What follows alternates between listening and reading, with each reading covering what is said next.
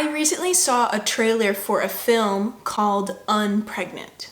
Based on the trailers and videos and articles that I've read, Unpregnant is a yet-to-be-released film on HBO about two friends who've fallen out of touch, but they reconnect over this great road trip and all the shenanigans that happens along the way. The purpose of the road trip? For one of the characters, Veronica, to get an abortion. Veronica is 17, she's underage, and most abortion clinics in her area don't allow her to get an abortion without parental permission. So Veronica and her friend go on this 1,000-mile road trip to get an abortion without parental permission. Veronica doesn't tell her family, she doesn't tell her friends, she doesn't even tell her boyfriend what she's doing. Major red flag. Anytime you hide something, no matter how big or small you think it is, from your family, from your friends, from your significant other, is a major red flag.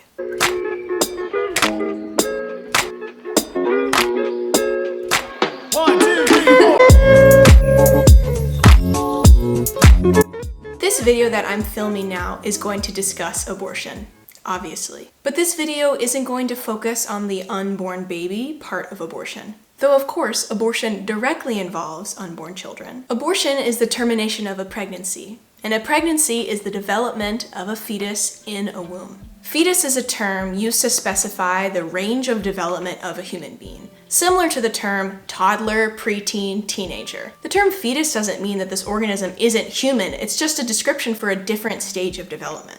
So abortion terminates a pregnancy, terminating the life of a fetus, terminating the life of a child. But I'm not here to discuss that right now. There's many other videos that talk about that. This video is not about me providing scientific data that clearly states that life begins at conception. No matter how the conception occurs, from two loving adults engaging in consensual sex, to rape, to incest, to in vitro fertilization, no matter how conception occurs, life begins at conception. But that's not what I'm here to talk about. I'm also not here to shame anyone who's ever had an abortion. Anyone who's ever contemplated abortion, anyone who has had multiple abortions, anyone who has helped someone have an abortion, anyone who performs abortion. That's not what this video is about. If you fall under that category, you are so loved by God and by me. What I want to talk about today in this video is not what happens during an abortion, not what happens to the fetus during abortion. What this video is going to be about is about what happens after the abortion. After the abortion that I'm assuming takes place in the movie Unpregnant, after the thousands of abortions that are performed daily, after women sign all the forms and leave the clinic and drive home. This video is about the days and the weeks and the months and years following that woman's decision to have an abortion. One of the reasons I'm making this video is because the film Unpregnant scares me. And I haven't seen the film. The film is yet to be released, but I went down a deep rabbit hole and read a lot of articles, watched a lot of videos, researched the cast. I'm frightened that the movie Unpregnant is depicting abortion as something that's casual, fun, even part of a grand adventure. And abortion is a lot of things, but casual is not one of them. Abortion isn't casual, abortion isn't fun, abortion is an ingredient in a really exciting road trip. Abortion is none of those things. Abortion is serious, it's a big deal, and for many, many women, a life-altering decision. If abortion wasn't a big deal, would these be some of the symptoms that women feel following an abortion? Regret, anxiety, depression, numbness, confusion, shame, isolation, guilt, thoughts of suicide, fear of infertility, difficulty in bonding, eating disorders, alcohol and drug abuse, an increased chance of cancer, specifically breast cancer. Anytime in this video that I'm reading from my phone, this is me reading directly from sources that I found on the internet, and I'll provide the links for those below. With a simple Google search, I found a handful of crisis lines, phone numbers that you can call if you are going through the crisis of post-abortion. If abortion isn't a big deal, would there be a handful of crisis hotlines? Would there be retreat centers? Would there be therapies? Would there be counseling and support groups? If abortion was simply casual, are there support groups for people who've had a bad haircut? And I've seen some bad haircuts. No. Are there crisis hotlines that you can call if you got a molar removed and you didn't like the way that it went down?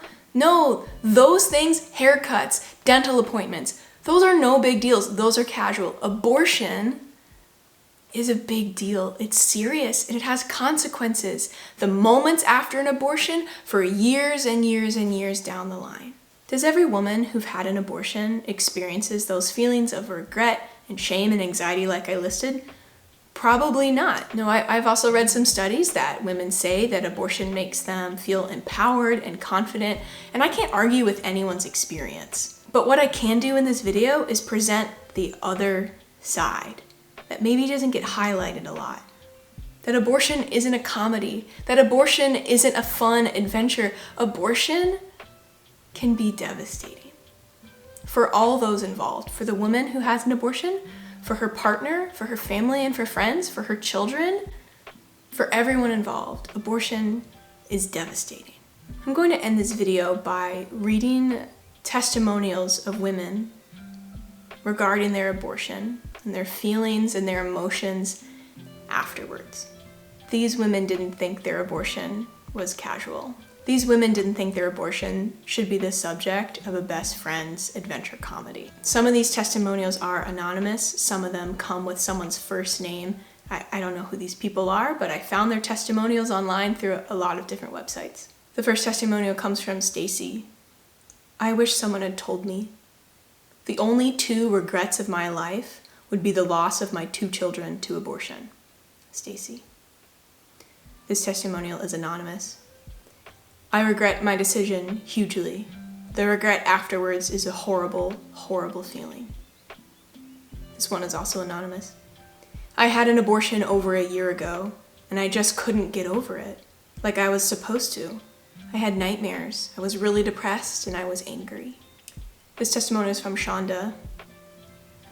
I don't think a woman is ever prepared for the effect abortion has on a family. I couldn't even look at my living children after I chose to abort their sibling. This is from Donna. My abortion caused me to be depressed for the past 12 years after my abortion. It has interfered with my bonding relationships with my children, especially the oldest. It has also continued to interfere with the rest of my relationships, including my ability to freely love my husband. And of course, it decreased my self-esteem, which was pretty low to begin with. I have an overwhelming sense of guilt because of my decision to follow through with my abortion. This is from John. My wife and I had an abortion before we were married.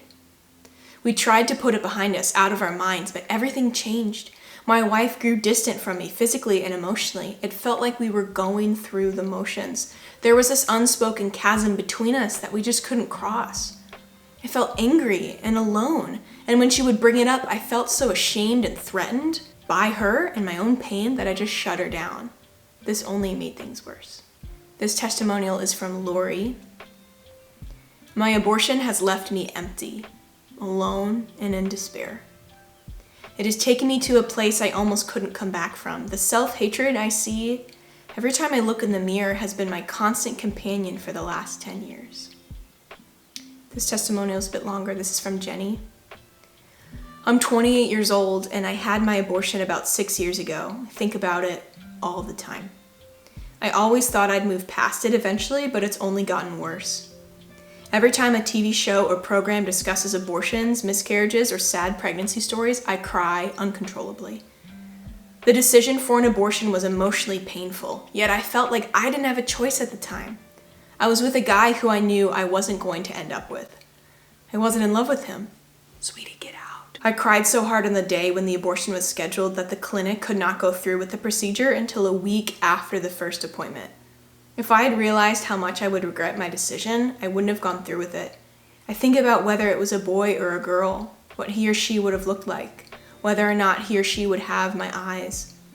These questions tear me apart over and over again. Even though the baby doesn't exist anymore, its brief existence in my womb changed my life forever. I wish I could go back in time and change my own mind. I would hold my newborn child in my arms and never let go.